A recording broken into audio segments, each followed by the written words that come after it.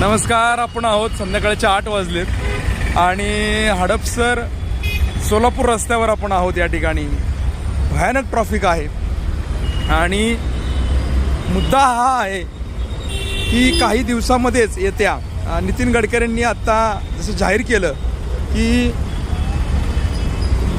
पुलगेटपासून ते यवतपर्यंत या मार्गावर उन्नत पूल करणार आहे. त्यासाठी मोठी आर्थिक तरतूद देखील त्यांनी केली. काही दिवसात या ठिकाणी टेंडर लागेल.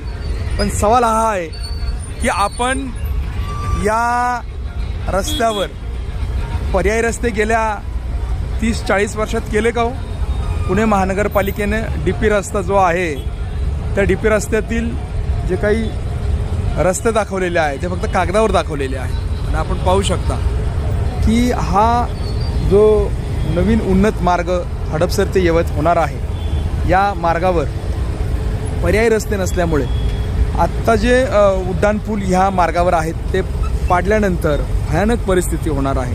कारण गेल्या 2 वर्षापूर्वी हडपसरच्या उड्डाणपुलावरचे स्प्रिंग्स खराब झाल्यामुळे तो उड्डाणपूल बंद करण्यात आला होता. त्यामुळे मोठ्या प्रमाणात 5 ते 6 महिने नागरिकांना येथे त्रास झाला. कुठल्याही प्रकारचे पर्याय नसल्यामुळे नागरिकांना फक्त हा एकमेव रस्ता पुण्याकडे येण्या जाण्यासाठी हा आहे. हडपसर भागामध्ये मोठ्या प्रमाणात गेल्या 5 ते 10 वर्षामध्ये सांगायचं झालं तर 300% वाढ या ठिकाणी झालेली आहे. रहिवासी क्षेत्रामध्ये मोठे मोठे बिल्डरचे प्रोजेक्ट या ठिकाणी आलेले आहेत आणि त्यामुळे या ठिकाणी नागरिकांचा राहण्याचा कल आहे आणि लोकसंख्येचा विस्फोट देखील या हडपसरच्या भागामध्ये झालेला आहे. मात्र 30 वर्षापूर्वी जे रस्ते या ठिकाणी होते तेच रस्ते आहेत. या 30 वर्षात अनेक वाहने खरेदी करण्यात आली.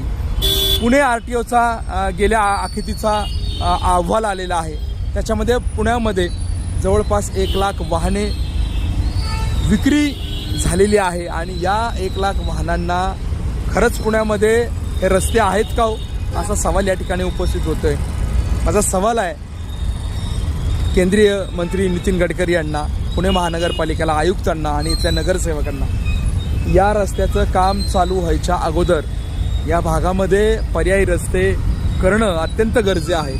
कारण हे पर्यायी रस्ते केले नाही आणि DPतले रस्ते केले नाही तर या भागामध्ये ह्या पुणे सोलापूर रस्त्यावर अभूतपूर्व वाहतुकीची कोंडी होणार आहे.